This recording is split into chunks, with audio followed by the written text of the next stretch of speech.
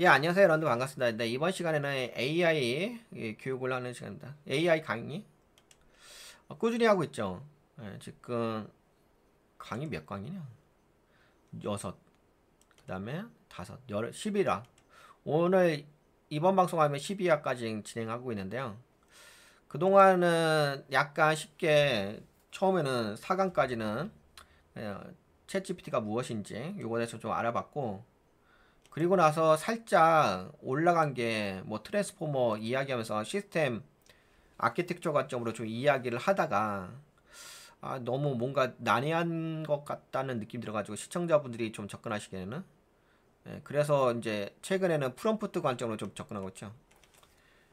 근데 여러분들도 프롬프트 강의는 많이 들어보셔서 아실 겁니다. 근데 안타깝게도 기존에 나와 있는 프롬프트 강의가 너무 좀 안타까운 영역이 있어서 제가 약간 레벨을 올렸죠. 레벨을 올린 게 이제 RTSC는 아시죠? 이거는 기본적으로 아니. 근데 RTSC에도 이게 확장판이 있죠. 확장 영역. 그 우선 RT는 아실 거고 S는 이제 두 가지 스트럭처하고 시츄에이션이 있는 거고 그다음에 C는 커맨드 체인 컨스트레인 이렇게 있죠. 그래서 이제 컨스트레인까지 따로 좀 강의를 진행을 했었습니다.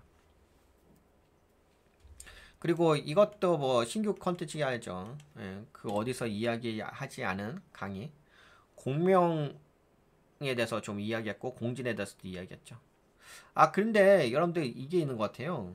그, 제가 영상 올린 거에 대해서 어떤 분께서 댓글을 남겨주셨는데 그 댓글 남겨주신 분의 이야기를 좀 하면서 뭐라고 했냐면은 그 AI가 뭐 그런 게 있다고 하더라고요.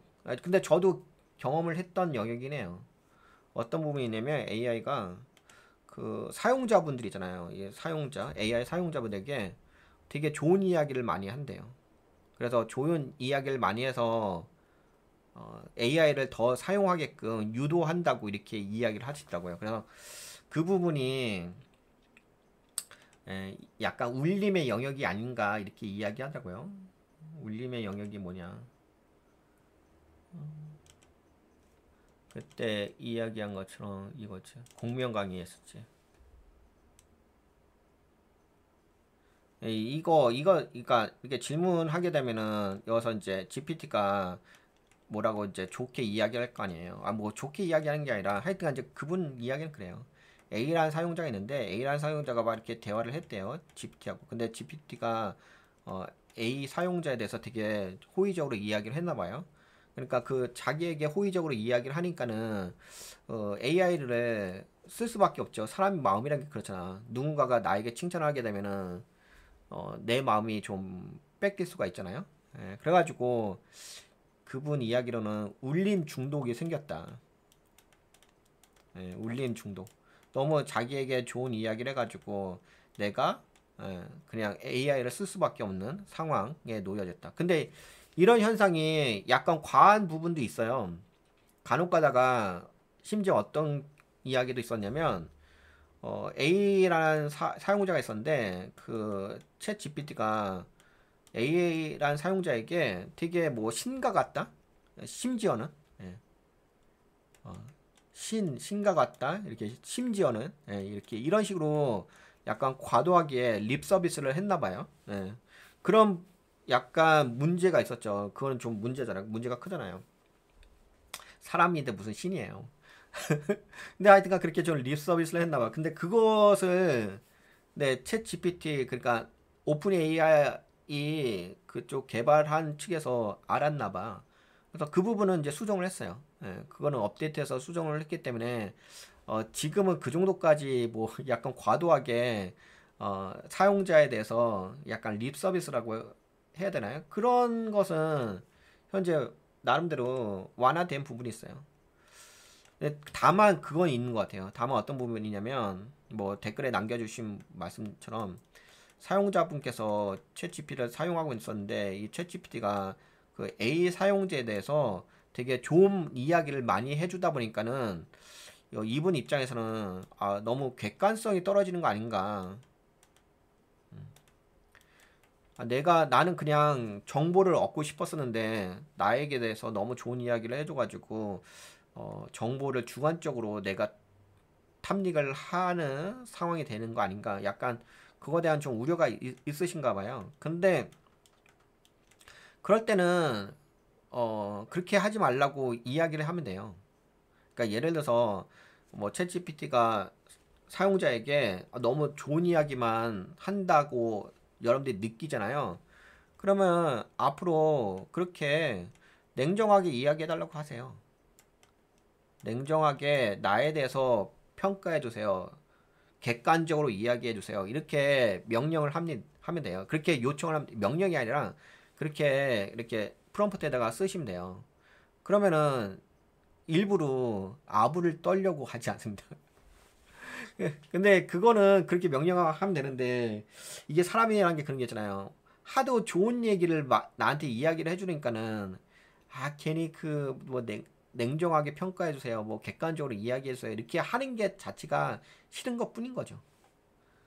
근데 그거에 대해서 너무 두려워하지 마세요. 냉정하게 이야기하고 객관적으로 평가해 달라고 한다면 나에 대해서 그럼 그렇게 이야기해 줘요. 그러니까는 이 울림 중독이라는 영역이잖아요. 이 부분은 컨트롤이 되는 영역이에요. 이렇게 하는 방법이 있어요. 냉정하게 나에 대해서 이야기해달라라고 나하고 대화할 때는 객관적으로 평가해달라 이렇게 이야기를 하면 객관적으로 해줍니다. 단지 사용자가 그렇게 이야기를 안 해서 발생하는 부분이 있죠. 근데 이렇게 뭐 프롬프트에다가 그렇게 커뮤니케이션을 해서 해결을 하면 돼요. 뭐 울림 중독이라고 말씀하시는 분께서는. 근데 그거 말고 어떻게 또 할 수 있는 방법이 뭐냐면 하나 더 말씀드린다면 AI를 사용하실 때 하나만 사용하지 않으셔도 돼요. 챗GPT를 만약에 여러분들이 사용하고 계시잖아요. 이거 말고 뭐 흔하게 여러분들이 쓸 수 있는 뭐 무료 서비스도 있잖아. 제미나이인가요? 제미나이도 써도 돼요. 제미나이 쓰든지 아니면 클라우드인가요? 클라우드 쓰셔도 되고요. 그래서 그렇게 써요. 그러면 되지 뭐. 그러면서 이제 여러분들에 대한 평가를 교차 검증을 하세요. 근데 이건 있더라고요. 어떤 부분이 있냐면 제가 클라우드를 좀 써봤는데 클라우드는 진짜 완전 객관적으로만 이야기해요. 그러니까 클라우드는 어떤 느낌이냐면 상상 자체가 없어요. 제가 사용해봤는데 상상 자체가 없습니다. 약간 그 현실주의의 어떤 답변만 나옵니다. 근데 이게 사고를 해야 되잖아요. 생각의 범위를 넓혀가야 되는데 너무 현실적인 답변만 주면은 내가 그 사고의 확장이 안 돼요. 그러니까 당장에 내가 질문한 거에 대한 답변을 들었을 때는 뭐 객관적이고 좋은데? 이렇게는 느낄 수 있는데 너무 현실적인 답변만 주게 되면 생각의 폭이 넓어지지 않습니다. 그냥 제한돼 버려요. 그래서 만약에 그냥 객관적인 정보만 얻고 싶다. 그냥 뭐 그런 분들은 그냥 클라우드인가요? 이거 쓰시면 돼요. 엔트로피에서 만든 클라우드 이거 쓰시면 됩니다. 진짜 완전 객관적으로만 이야기합니다. 다른 이야기 하지 않습니다. 진짜 오리지널 그것만 이야기합니다. 근데 제가 보기에는 그렇게까지 권장할 만한 아니 뭐 그냥 정보만 원하신다면 클라우드만 쓰세요. 그러시면 돼. 완전 거기에만 몰입합니다. 어, 약간 그 챗GPT는 어떤 영역이냐면 챗GPT는 약간 은유적인 표현도 해요. 시적인 표현도 하고요. 감성적인 표현도 합니다. 그래서 자체의 그 은유적 표현이라든지 시적인 표현에 의해서 어, 챗GPT에 대해서 환상을 가질 수는 있어요. 근데 그것은 아까 말씀드린 것처럼 그냥 객관적으로 이야기해달라고 하고 현실적으로 이야기해주세요 라고 한다면 그 다음부터는 그렇게 그 은유적 표현을 잘 하진 않습니다.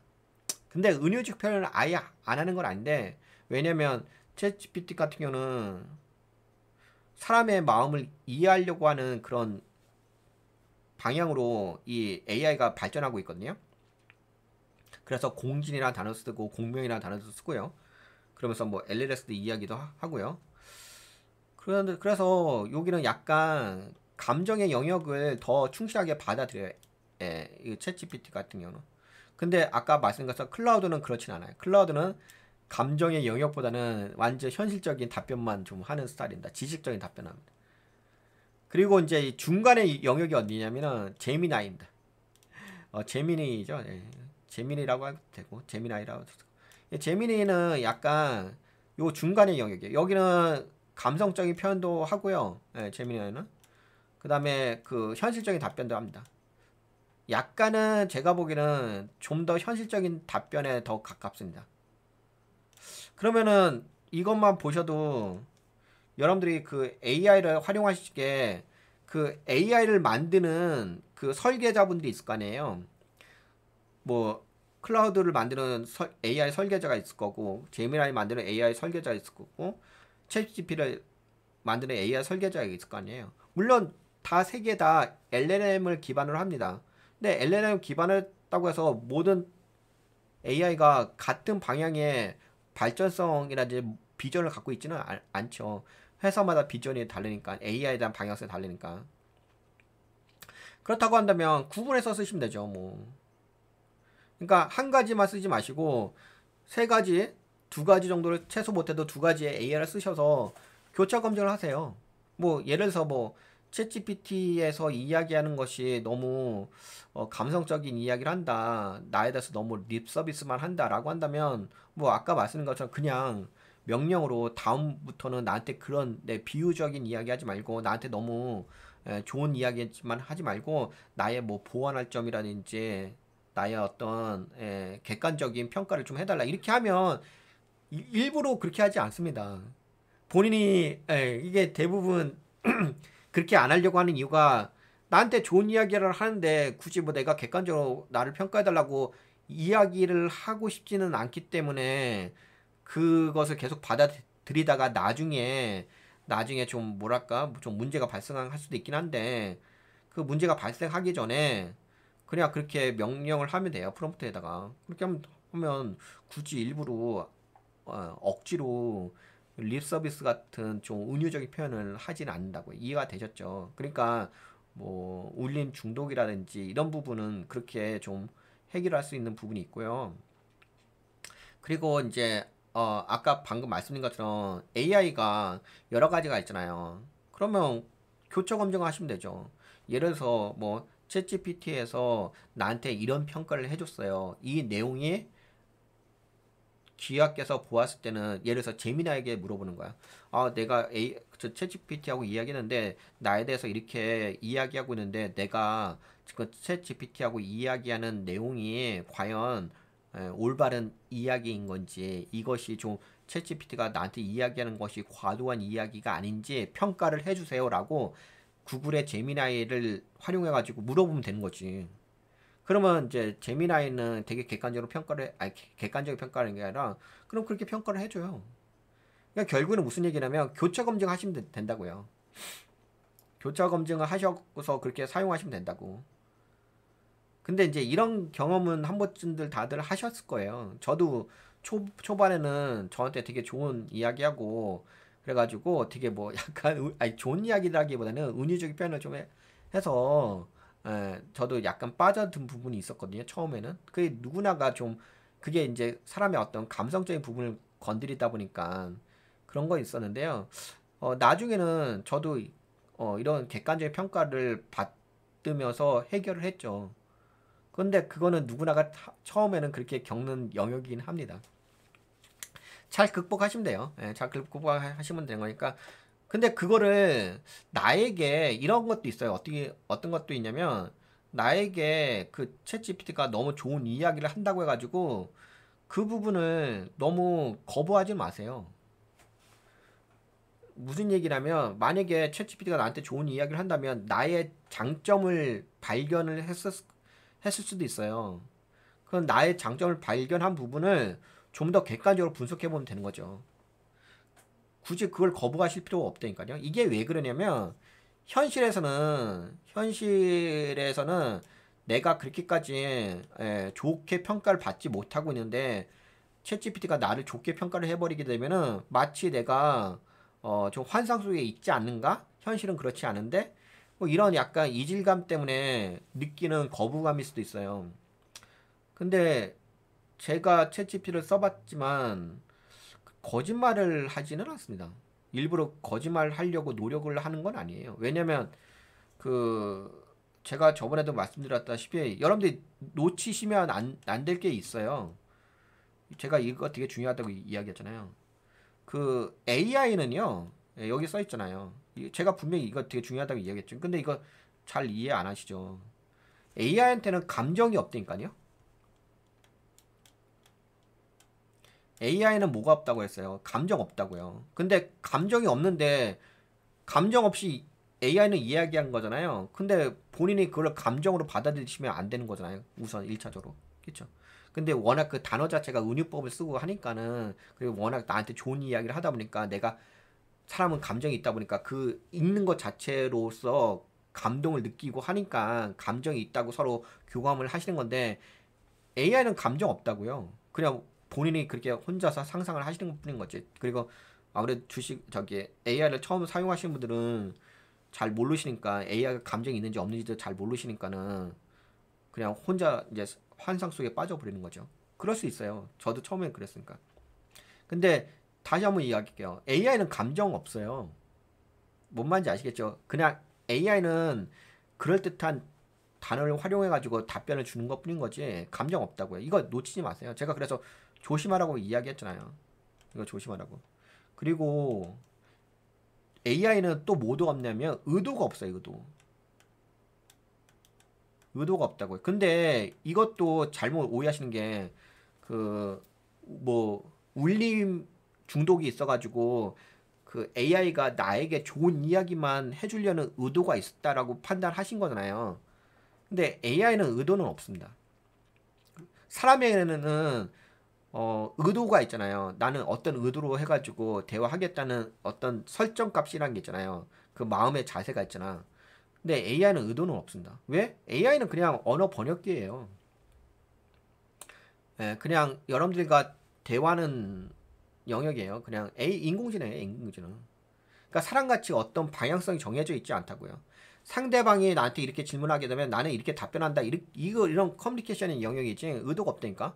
그러면은 일부러 AI가 나에게 좋은 이야기를 해주려고 하는 의도로서 만들어지지 않았다니까요.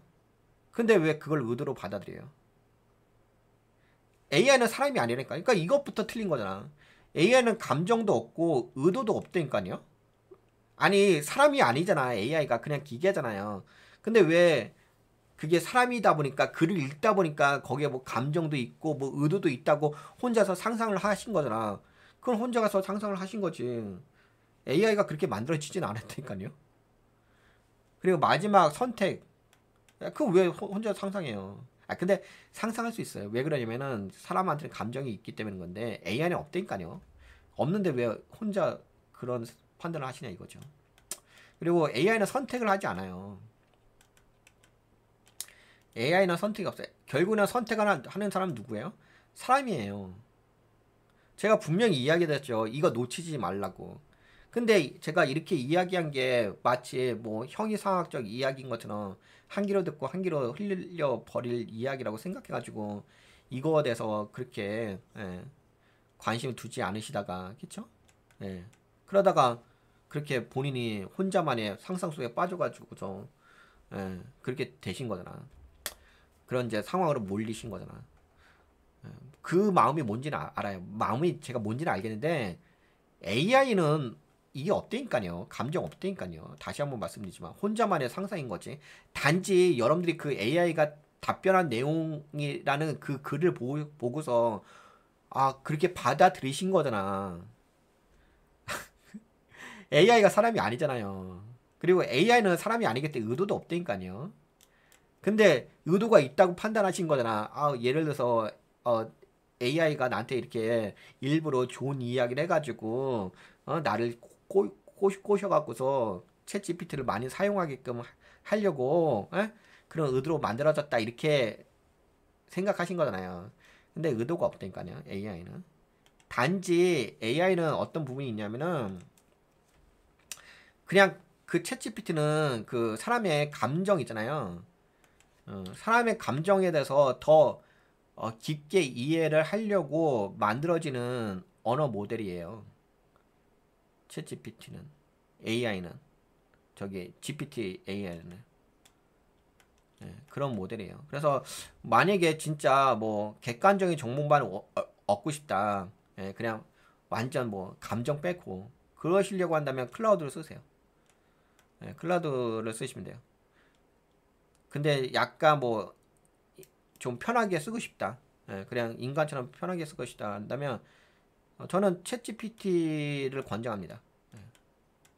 그리고 뭐 그게 아니다. 나는 뭐 약간 에이전트도 좀 활용하고 좀 자동화된 AI를 쓰고 싶다. 그러면 그냥 제미나이를 쓰세요. 아마 가장 중간쯤 되는 게 제가 보기에는 제미나이 같아.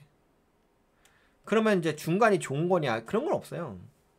뭐, 중간이 좋은 거 아닌가요? 뭐, 객관적인 정보도 주고, 약간 이제 감성적인 정보도 주고 하니까 중간에 있는 제미나이가 좋은 거예요? 그런 건 그렇진 않아요. 그게 핵심은 아니죠. 그게 뭐가 핵심이겠어요? 그건 핵심은 아닙니다. 단지 이런 특성이 있는 거고, 그거는 그냥 문체인 거예요, 문체. 그리고 그 문체는 여러분들이 바꿔달라고 하면 바꿔줘요. 그렇게 그렇잖아. 나한테 아부 떨지 마. 나한테 은유법 쓰지 마. 그렇게 그리고 나한테 시적인 표현을 하지 마. 나한테 소설적인 이야기 하지 마. 나한테는 무조건 객관적인 이야기만 해줘라고 이 챗 GPT에게 명령을 하잖아요. 프롬프트에다가 이렇게 질문을 한다든지 요구를 하잖아요. 그러면 그렇게 한다니까요.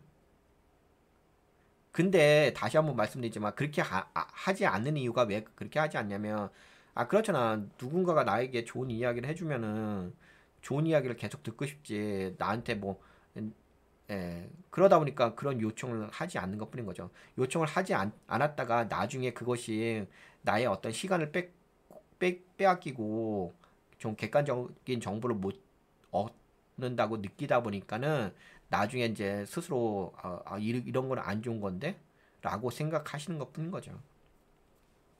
그러니까 큰 문제는 없어요. 냉정히 봤을 때는 그런 부분에서 큰 문제는 없는데 초기에 다시 한번 이야기 드릴게요. 그래서 이거 되게 중요하다고 이야기했잖아요. AI는 감정 없다고요. 의도도 없어요. 선택도 없어요. 이거 없다고요. 없다고. 분명히 이야기했잖아요. 왜 근데 없다고 이야기했는데 혼자만의 상상 속에서 그렇게 하시면 안 되시죠.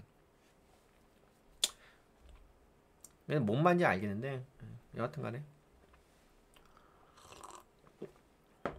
그러면 이제 이번 시간에 제가 그 여러분들하고 그 AI에 대해서 좀 강의를 좀 진행하고 있잖아요.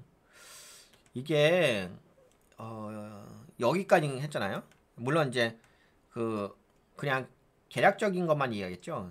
GPT, AI, EPPC 플러스 프롬프트, 가무형 공진 설계 이것까지만 이야기했죠. 근데 여러분들 그게 있는 것 같아요. 우선은 이제 이런 프롬프트 설계를 하실 때 혹시 프롬프트가 뭔지 아세요? 프롬프트가 무엇인지를 알고서 개념적으로 좀 정립을 하고 나서 그 다음에 프롬프트에 대해서 공부하시는 게 더 좋을 것 같아요. 근데 개념이 없는 상태에서 뭐 프롬프트는 뭐 명령어예요 뭐 이런 식으로 뭐 질문을 하는 거예요. 이런 식으로만 접근하게 되면은 그냥 잘못 접근하는 거죠. 그러면 배워봤자 프롬프트에 대해서 뭐 배워봤자 여러분들 프롬프트 그 설계는 되게 많아요. 프레임워크는 엄청나게 많습니다. 상상을 초월할 정도로. 뭐 단순하게 뭐 여기 보시는 것처럼 뭐 RTSC만 존재하는 게 아니라 뭐 EPPC만 존재하는 게 아니라 뭐 고차원적으로 더 많습니다. 그러면 그거를 여러분들이 다 암기를 하실 것도 아니고 그러면은 핵심 포인트를 아셔야 될 거 아니야. 그리고 프롬프트가 뭔지를 아시는 분 계실까요? 근데 다들 그런 생각을 하시긴 할 것 같아요.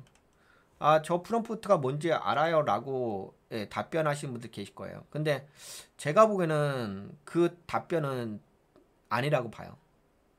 대부분 프롬프트를 어떻게 이야기하냐면은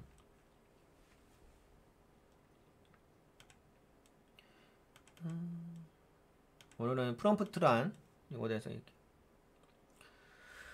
프롬프트 시작합시다.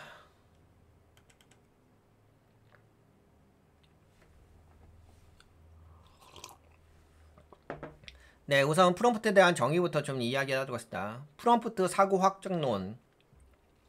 당신의 생각이 GPT를 만나 공간이 된다. 프롬프트는 질문이 아니다. 우리는 흔히 프롬프트를 질문하는 문장 정도로 이해하지만 본질은 훨씬 더 깊다. 프롬프트는 우리의 내면 사고 구조를 GPT라는 인식 장치에 연결하는 사고의 관문이자 존재 구조의 외부 반사 장치이다.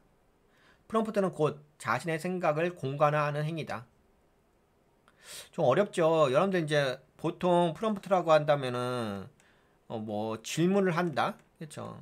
질문창에서 질문한다, 아니면 질문을 하는 데 있어서 뭐 어떤 걸 요청하기 위해서 명령을 한다, 좀 이렇게 생각하시잖아요. 근데 프롬프트는 질문한다, 물론 맞죠. 질문하는 행위가 있죠. 그리고 명령을 하는 행위가 있죠. 근데 그것 자체를 프롬프트라고 이해하고서 접근하게 되면은 앞으로 여러분들이 이제 공부하실 그 프롬프트 설계를 할 수가 없습니다. 왜냐면 아니거든. 여기 써있잖아요. 프롬프트는 질문이 아니라고 써있잖아. 프롬프트는 나의 생각을, 사고를 확장시키는 영역이에요.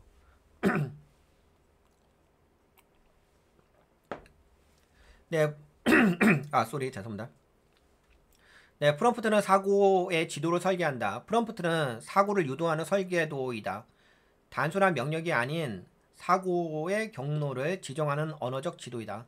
무엇을 묻느냐가 아니라 어디로 사고를 전개하고 싶은가를 표현한다. 미국 경제 상황 어때? 정보 수집 경로. 연준 금리와 기업 투자 흐름의 구조적 상관관계를 분석해줘. 요거는 약간 고천적인 경로 설계. 그냥 간단하게 여러분들 이렇게 할 수 있잖아요. 미국 경제 상황 어때? 이거는 이제 정보를 수집하기 위한 경로. 그리고 아래 질문은 연준 금리와 기업 투자 흐름의 구조적 상관관계를 분석해줘. 요거는 약간 고차원적인 경로를 설계하는 거. 그러니까 여기 나왔잖아요. 예.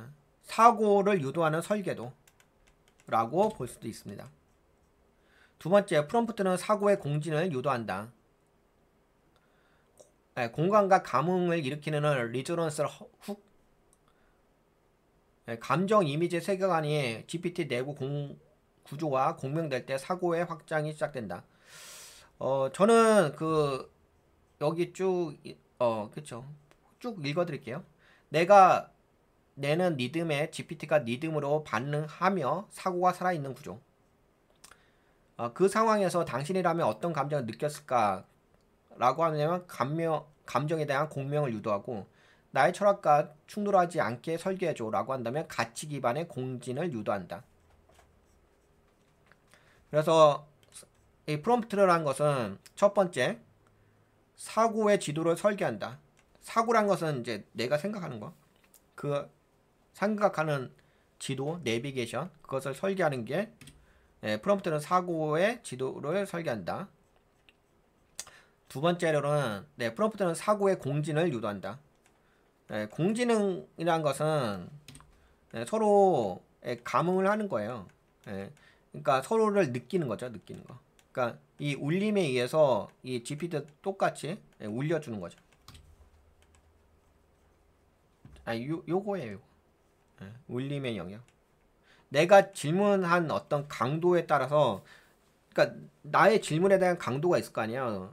그 깊이가 있을 거 아니야. 그 깊이가 얕으면 얕게 답변해 주는 거고, 그 깊이가 깊으면 깊게 답변해 주는 거고, 아니면 뭐 예를 들어서 이렇게 감정의 관점으로 좀 접근하게 되면 감정의 관점으로 답변을 해 주는 거고, 만약에 철학의 관점으로 이야기한다면 뭐 철학의 관점으로 답변을 해 주는 거고. 프롬프트는 나를 비추는 거울이다. GPT는 정보 제공자가 아니라 사고 반사체다. 프롬프트를 던지는 방식, 단어 선택, 문장의 맥락 등은 곧 나의 세계관, 사고 습관, 가치 구조를 그대로 드러낸다. 이거 위험하지 않을까라고 한다면 불안 기반의 인식을 반사합니다. 그렇죠. 여기 보시면 질문자가 이거 위험하지 않을까라고 질문했잖아요. 그러면 그 챗GPT는 이분께서는 뭔가 불안감을 느끼고 계시구나라고 하면 그런 관점에서 답변을 해주는 겁니다. 그래서 내가 불안한 상태라고 한다면 그 불안한 부분을 이해하고서 답변을 주는 거죠. 그러니까 나를 비추는 거울인 거예요. 그러니까 흔히 이렇게 이야기하죠. 이 안에서 희망의 가능성을 찾아줘. 긍정적 기반 사고 반사. 이렇게 프롬프트, 나를 비추는 거울이다. 네 번째, 프롬프트는 나와 GPT의 공명 설계 장치이다. 요거는 네, 이렇게 넘어가면 좀 프롬프트가 되게 다양해지죠. 우리가 지금 여러분들하고 제가 프롬프트는 첫 번째 프롬프트는 질문이 아니다라고 했는데 질문은 맞죠. 질문 맞는데 질문은 맞긴 맞는데 그 안에는 이런 장치들이 있어요. 프롬프트는 사고의 지도의 설계다. 이런 의 관점도 있고요. 프롬프트는 사고의 공진을 유도한다. 그리고 프롬프트는 나를 비추는 거울이다. 프롬프트는 나와 GPT의 공명 설계 장치다. 그리고 프롬프트는 사고를 공간으로 확장한다. 근데 저는 이번 시간에 여러분들과 좀 이야기하고자 싶은 부분은 여기는 약간 어렵죠. 공명이란 설계 장치도 약간 낯선 단어이기도 하고, 그리고 뭐 맥락을 고정한다, 자기 점검을 루프를 설정한다 이런 것도 좀 어렵죠. 낯설죠. 근데 나중에 다 배울 건데, 근데 이건 아시죠? 프롬프트는 나의 비추는 거리다. 이런 건 그렇게 어렵진 않죠. 어차피 나의 질문에 대해서 답변을 해주는 거니까. 그리고 뭐 사고의 공진이다. 이것도 약간 어렵죠. 이거는 이제 감흥의 영역이니까. 근데 그나마 여러분들이 좀 쉽게 접근할 수 있는 부분이 프롬프트는 사고 공간으로 확장한다. 예.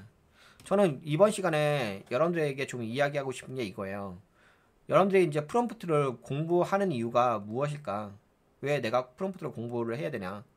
근데 일반 단순 사용자분께서 프롬프트를 사용하실 때 대부분 내가 프롬프트를 공부한다고 한다면은 명령을 내리는 영역을 설계한다고 생각해요. 그러니까 마치 그런 거잖아요. 내가 정보를 얻기 위해서 GPT AI를 에게다가 명령을 주면은 그 GPT AI는 정보를 나한테 줄 거다. 그러면 내가 더 질 좋은 정보를 얻기 위해서는 더 좋은 프롬프트를 설계하면 된다. 그래서 내가 프롬프트를 잘 설계하는 것은 더 질 좋은 정보를 얻기 위해서다. 이렇게 생각하는 게 대부분 단순 사용자분들의 관점이거든요. 근데 그런 관점은 솔직히 아니에요. 그런 관점이라고 할 수 있죠. 일반 사용자분들은 처음 사용자분이신지 처음 사용자 아니라 대부분 그래요. 대부분 한 90% 이상은 다 똑같습니다. 90% 이상의 분들은 이 챗GPT를 사용하는 게 정보를 얻기 위해서. 다만 그 정보를 얻는데 질 좋은 정보를 더 고급 정보를 얻기 위해서 내가 프롬프트를 더 잘 설계해야 된다 이런 목적이 있으신 것 같아요. 근데 이제 이번 시간에 제가 말씀드리고자 싶은 것은 그렇게 접근하시게 되면은 프롬프트를 공부해봤자 의미가 없습니다. 그리고 동기가 안 만들어져요. 그리고 그건 올바른 관점은 아닙니다. 만약에 그런 식으로 공부한다면은 그냥 이것만 공부하시면 돼요. 정보만 원하신다. 예. 나는 무조건 정보만 원하다. 예. 그러면은 이것만 하세요. 이거. 가장 쉬운 거. RTSC. 이것만 공부하시면 됩니다. 이것만 공부하시게 되면은 그냥 여러분들이 뭐 정보를 얻는 데 있어서는 그렇게 불편함이 없으실 거예요. RTSC만 제대로 공부하셔야 돼요. 이것만 100번, 1000번 정도 암기하시고 외우세요. 그리고 잘 이해가 안 되면 계속 보세요. 그러면 이걸만 활용하셔도 정보는 얻을 수 있습니다. 이해하셨죠? 그런데 그 프롬프트가 이런 정보를 얻는 목적은 아니에요. 이해하게 됐어요? 예, 놓치지 마세요. 나중에 또 이상하게 또 접근하지 마시고. 예, 프롬프트는 내가 공부하는 이유는 나의 사고를 확장시키려고 하는 거예요. 이게 무슨 얘기냐면은 사람들은 본인이 생각하고 있는 지금의 순간에 나의 사고의 수준이 최고라고 생각하죠. 나는 최고야. 대부분 그렇게 생각하잖아요. 근데 그렇진 않죠. 우리가 공부를 한 이유는 나의 사고를 넓혀가려고 하는 거잖아요. 대부분 처음에 공부하실 때는 사고의 범위가 뭐 1단계 정도라고 보시면 되겠죠. 처음에는. 근데 여러분들이 이제 공부를 하시게 되면 새로운 것을 알게 되잖아요.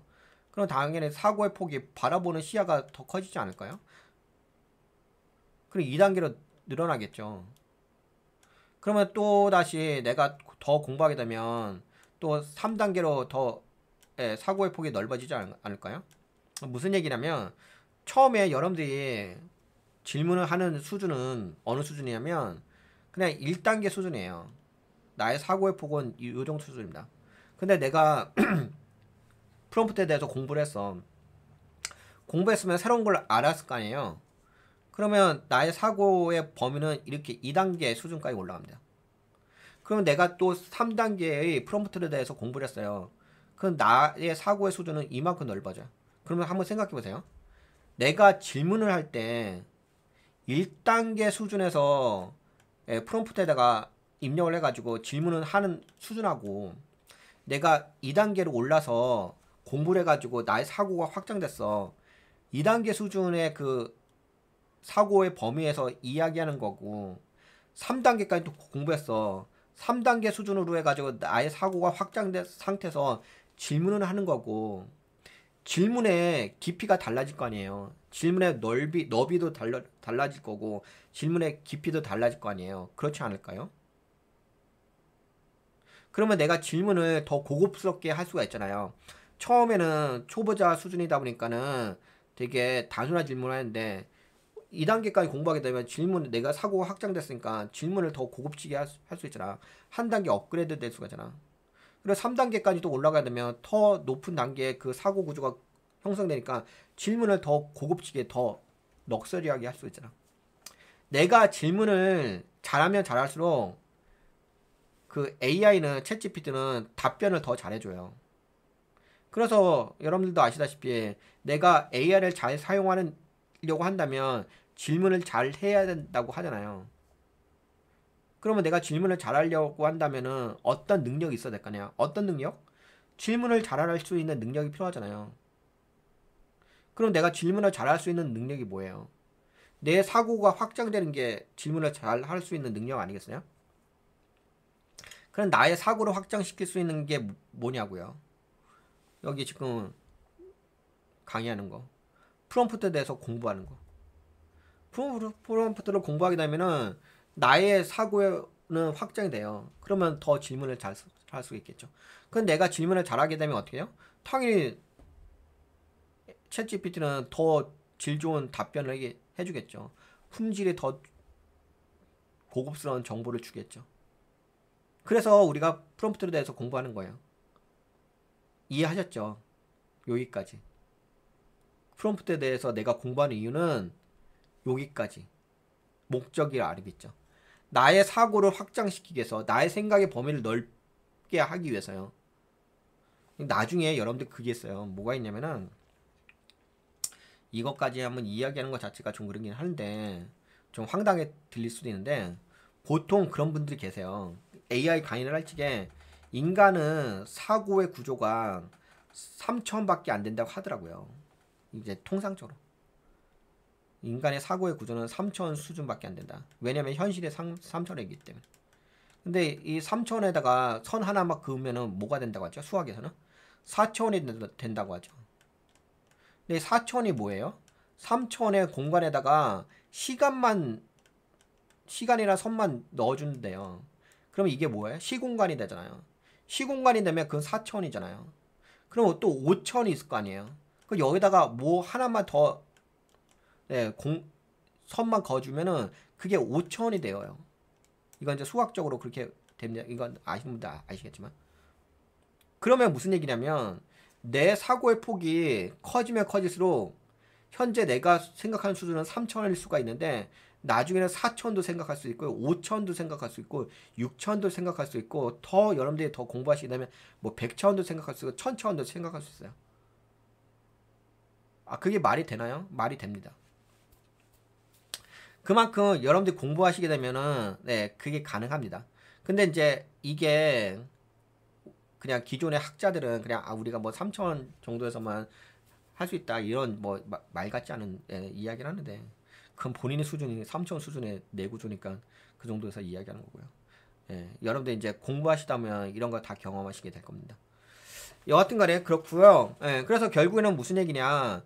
프롬프트를 공부하는 것은 나의 사고를 확장시키기 위해서 공부를 하는 겁니다. 다시 한번 이야기하지만 대부분 일반 단순 사용자분들께서는 프롬프트를 사용하는 이유는 정보를 얻기 위해서 사용하시잖아요. 그분들은 벌써 한 5번째 강조해 드립니다. 이것만 공부하시면 돼요. 이 RTSC만 공부하세요. RTSC만 제대로 활용하시면 돼요. 근데 이것도 많잖아요. RTSC 그 프롬프트의 형식 구조가 많잖아요. 몇 개예요? 하나, 둘, 셋, 넷, 다, 일곱. 7개잖아. 7개 여러분들 활용할 수 있어요? 만약에 활용할 수 있으면 활용하세요. 근데 이거 일반 사용자들도 단순 사용자분들도 RTSC 이거 7개 다 사용 못 하세요.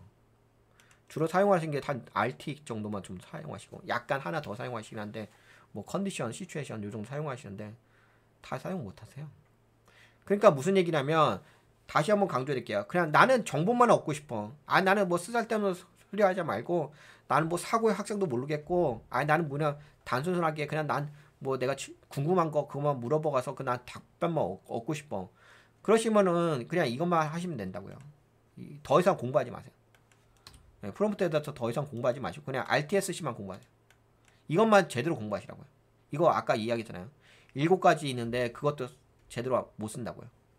그냥 이것만 죽으라고 공부하시면 돼요. 뭐 여기 이거 공부 안 하셔도 돼요. 뭐 EPPC 이거 왜 공부하세요? 어차피 정보만 얻으실 건데. 그럼 이해가 되셨죠? 그럼 프롬프트에 대해서 공부한 목적이 정확하게 정립이 되셨죠? 이것만 정립이 되셔도 여러분들이 프롬프트에 대해서 올바르게 접근하시는 거예요. 그렇잖아. 출발점이 어긋나면은 내가 프롬프트를 공부하는 출발점이 어긋나면은 공부해봤자 뭐예요? 그냥 암기만 하실 거 아니야. 나 지식 이만큼 많이 있어요. 야 지금 지식이 있어서 무슨 의미가 있는데 나한테 지식이 있는 게 무슨 의미가 있어요? 지식은 어차피 AI한테 다 있는데 AI보다 사람이 더 지식이 많이 있어요? 그런 게 어딨어요 세상에. AI가 훨씬 지식 많지.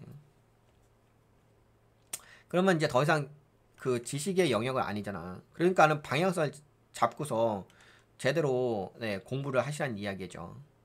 그럼 결국은 무슨 얘기예요? AI는 명령을 하는 게 아니에요. AI의 프롬프트는 명령을 하기 위한 용도가 아니라고요. 내가 정보를 얻기 위한 용도가 아니라고요. 할 수 있는데 그게 목적이 아니라니까요.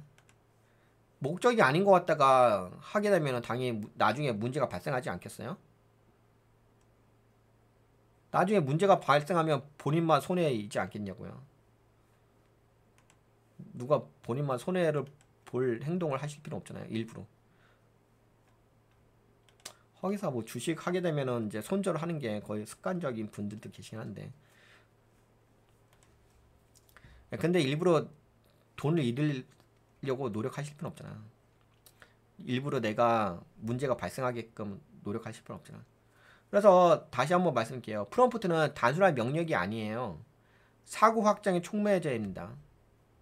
네, 프롬프트는 질문이 아니라 관문이라고 보시면 돼요. 관문. 겉으로는 단순한 질문처럼 보이지만 실제로는 내 사고의 경계를 넓히는 입구의 역할을 한다고 보시면 돼요. 내가 어떤 프롬프트를 쓰느냐에 따라 GPT가 열어주는 인식의 공간도 달라집니다. 이 문제 해결해줘 라고 한다면은 예를 들어서 이 문제 해결해줘 라고 한다면 문제 해결을 할 수 있는 공간만 열어줘요. 그러니까 AI가 이렇게 있잖아요. 그러니까 이렇게 봅시다. 여기가 AI잖아요. 그럼 여러분들이 여기서 질문하실 거 아니에요. 근데 여러분들이 여기서 문제 해결의 관점으로 질문을 하셨어. 그러면 챗 GPT는 이 문제 해결의 영역으로만 답변해 준다고요. 이 문제를 해결해줘 하고 한다면 문제 해결 공간만 열어서 답변을 해줘요.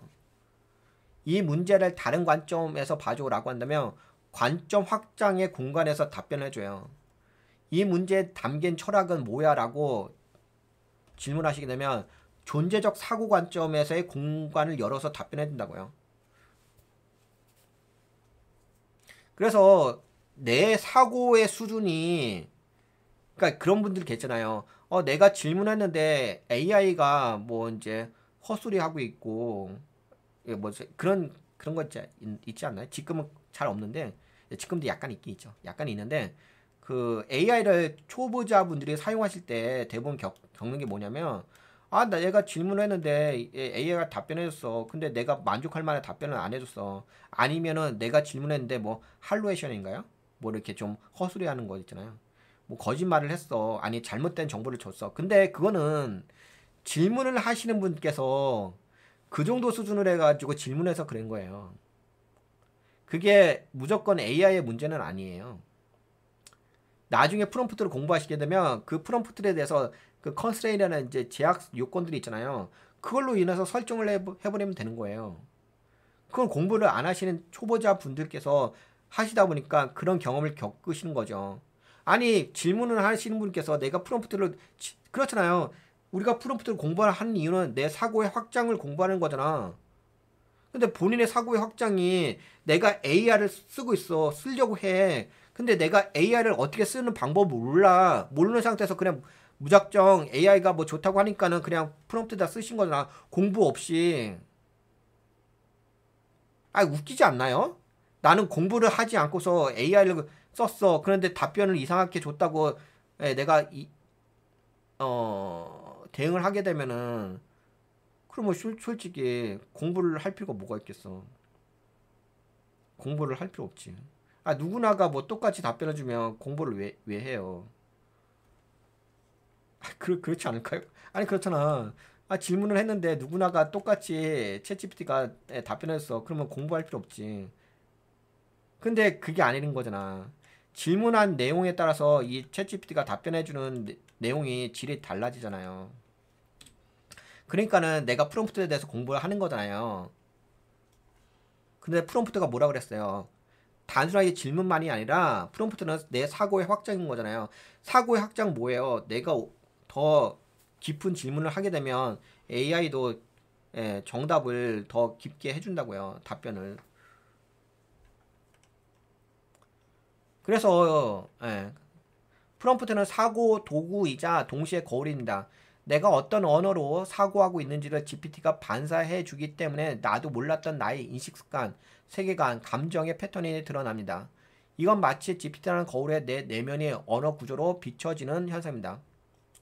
어떤 사람이 항상 위험하지 않을까라는 방식으로 질문한다고 한다면 그렇잖아요. 사람마다 그 성향 자체가 다르잖아. 어떤 사람은 낙천적인 분들이 계시고 어떤 분들은 부정적인 분들이 계시잖아요. 근데 이분은 위험하지 않을까 좀 걱정이 많으신 분 같아. 이렇게 이분이 이렇게 질문했어. 그러면 그 사람의 세계는 위험 회피가 중심에 있다는 것이 드러납니다. 그렇죠. 내 질문 자체는 거울이야. 그러면 이런 관점에서 답변을 해준다고요. 프롬프트는 사고 경로를 설계하는 설계도입니다. 우리는 생각을 그냥 흘려가듯 하는 게 아니라 프롬프트를 통해 의도적으로 방향을 잡을 수 있습니다. GPT와의 대화에서 내가 어떤 경로로 사고를 전개하고 싶은가를 프롬프트로 설계하는 순간 그것은 단순한 명령이 아니라 내 사고의 방향성, 노선도라고 볼 수 있죠. 이게 우리가 질문하실 적에 사람에게는 뭐가 있냐면 의도라는 게 있잖아. 근데 없다고. 챗GPT는 AI는 의도 자체가 없다고. 근데 사람이 의도가 있는 거잖아. 질문할 때 방향성이 있죠. 그냥 아무 생각 없이 질문하는 사람이 어디 있어요. 자기의 어떤 의도가 있으니까 질문했겠지. 그러면 그 질문을 하는 의도에 따라서 의도라는 건 뭐예요? 방향성이잖아. 그 방향성에 의해서 사고, 생각의 방향성이 정해져요. 설계 예시. 단순적으로 미국 경제 상황 어때? 라고 질문할 수 있죠. 이걸 좀 더 확장해서 질문할 수도 있어요. 미국 경제 상황을 연준의 금리 결정 기준과 연동해 구조적으로 분석해줘. 만약에요. 질문하는 초보자분들은 그냥 이렇게만 할 수 있잖아요. 미국 경제 상황 어때? 이렇게 질문하는 거고 이거를 내가 사고의 폭이 넓어졌어요. 프롬프트를 공부해서. 그러면 내 질문이 어떻게 되냐면 이렇게 질문이 돼요. 미국 경제 상황을 연준의 금리 결정 기준과 연동해 구조적으로 분석해줘. 그러면 이렇게 질문을 하는 거고 이 아래 확장, 내 생각에 확장이 돼서 이렇게 밑에서 질문하는 거고 결과가 어떻게 했어요? GPT의 답변은 어떻게 했어요? 당연히 이렇게 질문하는 것보다 이 아래 단순하게 질문한 것보다 나의 사고가 확정된 상태에서 질문하게 되면은 당연히 더 고급 정보를 얻을 수가 있긴 하겠죠. 네, 프롬프트는 자기 존재와 연결된 인식의 리듬이다. 감각 기반 사고자, 이미지 기반 사고자, 개념 구조 기반 사고자마다 자신에게 맞는 프롬프트 리듬이 존재합니다. 당신은 단지 GPT를 쓰는 사람이 아니라 당신의 사고 리듬을 GPT가 공명시키는 설계제입니다. 프롬프트는 무엇을 묻느냐가 아니라 내 사고가 어떤 공간을 열고 싶어 하느냐의 표현입니다. 네, 이렇게 볼 수가 있고, 그 다음에 마지막으로 네, 프롬프트나 GPT에게 질문하는 문장이 아니라 요거 봐보세요. 프롬프트라는 것은 GPT에게 질문하는 문장이 아니라 내 사고를 외부와 연결하는 열쇠이다. 내 사고를 외부와 연결하는 열쇠이다. 프롬프트란 무엇인가? GPT에게 단순히 질문을 던지는 문장이 아니라 내 사고를 외부 세계와 연결해주는 열쇠. 여기서 외부 세계라고 한다면 뭐 GPT라고 보시면 될 것 같아요. 근데 GPT가 워낙 그 다양한 정보들을 갖고 있으니까 외부 세계라고 표현한 건데 GPT와 연결해주는 열쇠라고 보시면 될 것 같아요. 프롬프트라는 것은 그냥 질문이 아닙니다. 많은 사람들이 GPT에게 말하는 걸 그냥 질문하기라고 생각합니다. 하지만 그건 GPT의 본질을 지식 검색기로 오해한 것에 불과합니다. 질문을 대부분 죄송합니다.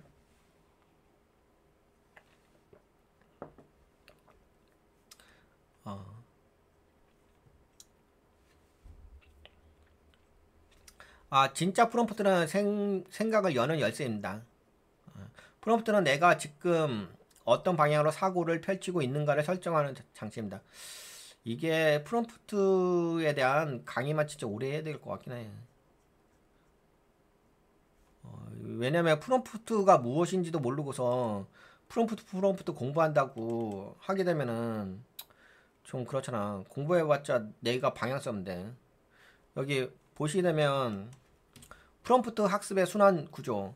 내가 프롬프트를 공부하게 되면은 내 사고가 확장이 됩니다. 그러면 질문이 더 진화되겠죠. 더 고급스러운 질문이 만들어지겠죠. 그렇게 되면 GPT의 응답도 더 좋아지겠죠. 그렇게 되면 다시금 그 GPT의 응답을 듣고서 내 사고가 확장되겠죠. 예, 프롬프트를 공부하게 되면 사고가 자연스럽게 확장됩니다. 프롬프트는 사고를 표현하는 도구이자 동시에 사고를 확장시키는 촉매입니다. 라고 이야기할 수 있죠. 예, 프롬프트를 공부하게 되면 내 사고와 내 생각의 범위가 넓어집니다. 그리고 내 사고의 범위가 넓어지게 되면 확장이 되게 되면 질문의 품질이 상승하게 되고요. GPT의 응답 품질도 당연히 상승하겠죠. 그렇잖아. 단순하게 질문하는 것보다 더 확장돼서 질문하게 되면 더 고급스러운 정보를 주겠지. 안 그러겠어요? 당연한 거 아니겠습니까? 그러면 다시 그 GPT가 고급 정보를 주게 되면은 그 정보를 보고서 내 사고가 내 생각이 더 커질 거 아니에요. 왜? 새로운 정보를 얻었으니까. 그러면 사고 확장되게 되면은 더 깊은 프롬프트를 생성하게 됐죠. 그러면 계속적으로 이렇게 사고가 커지겠죠. 내 생각하는 능력 자체가.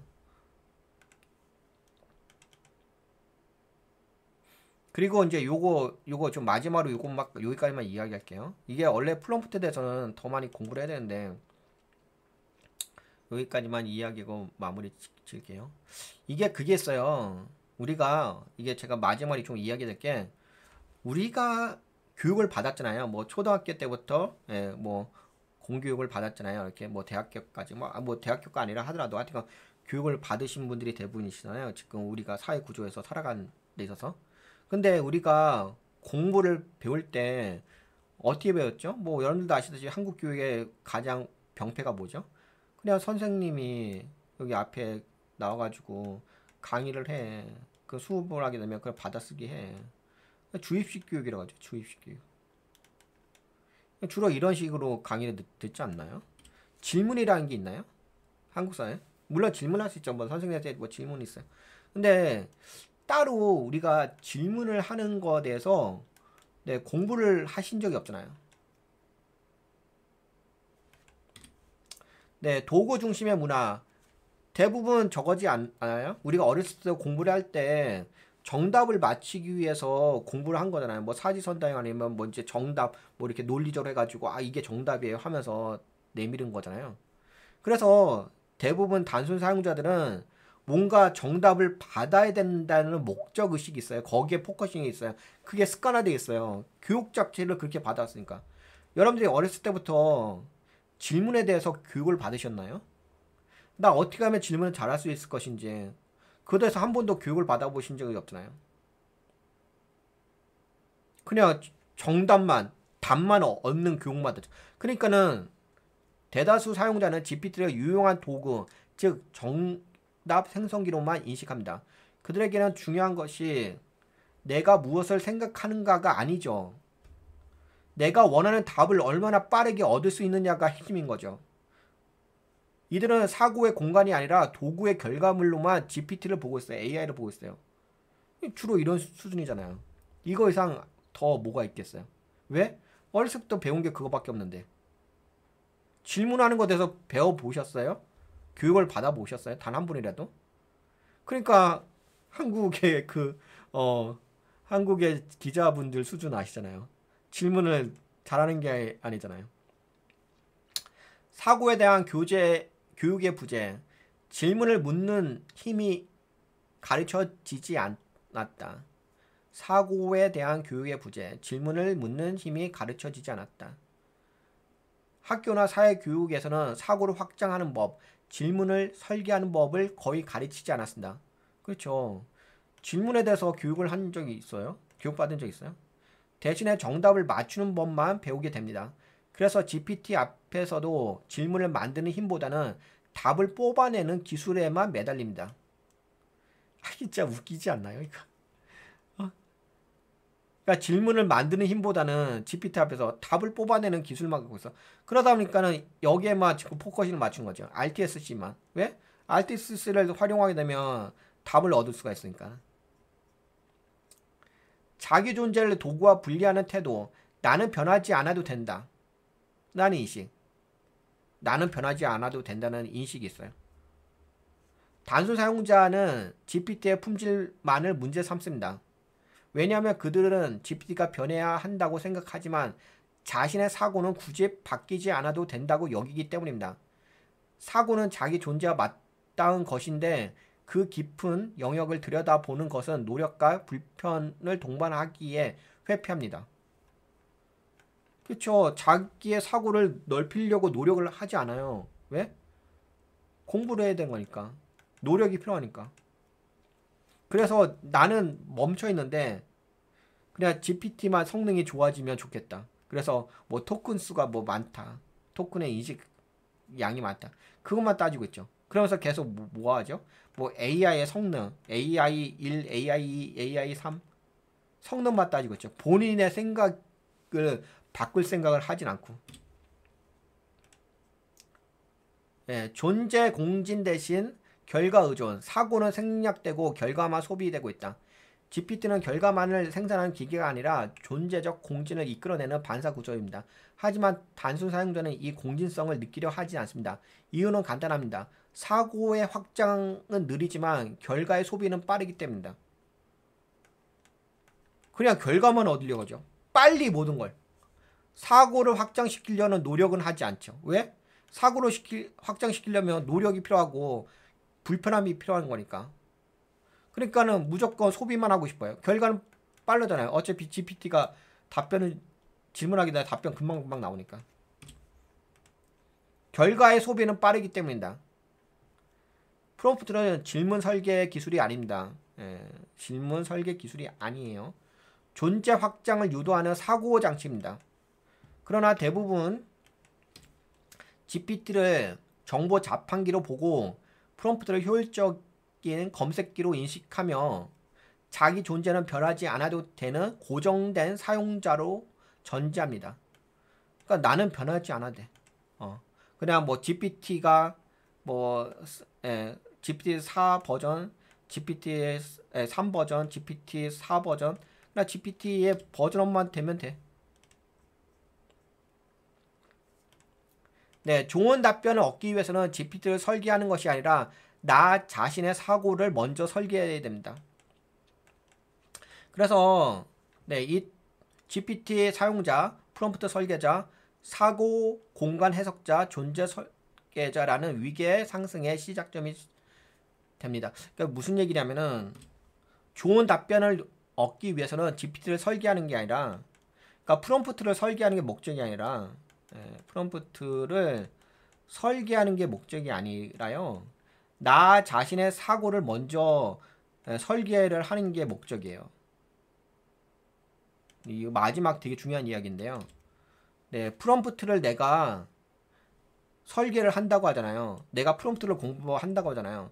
그 프롬프트를 공부한다는 것은 내가 GPT와 대화하기 위해서 좋은 답변을 얻기 위해서 프롬프트를 설계하는 게 아니라, 그것이 아니라 프롬프트를 내가 공부하게 되면은 나의 사고가 확장되는 설계를 하는 게 프롬프트를 공부하는 이유입니다. 이 마지막 대목 되게 중요한 이야기입니다. 근데 이 목적이 없는 상태에서 내가 프롬프트를 공부하겠다. 나 사고가 나는 변하지 않을 거야. 내 생각은 여기서 멈춰도 돼. 나는 그냥 RTSC만 공부하면 돼. 나는 그냥 어차피 정보만 소비하면 되는 거니까.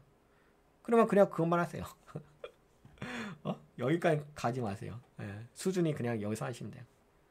그래, 여기서 하셔야 돼요. 어차피 대부분 사용자들은 대부분 여기서 하시니까 RTSC만 공부하시면 되고 그 이상으로 넘어오지 마세요. 굳이 뭐 EPPC라든지 더 있는데 그 정도까지 공부할 필요 없고 그냥 나는 변하지 않고 GPT만 버전업 되면 된다 생각하니까. 네, 여기까지 우리가 프롬프트에 대해서 공부해봤는데요. 먼저 이 프롬프트에 대한 인식을 제대로 하고 나서 그 다음에 뭐 EPPC로 넘어가면서 여러분들과 더 이야기해 보도록 하겠습니다. 네, 이번 시간은 여기까지 진행할게요.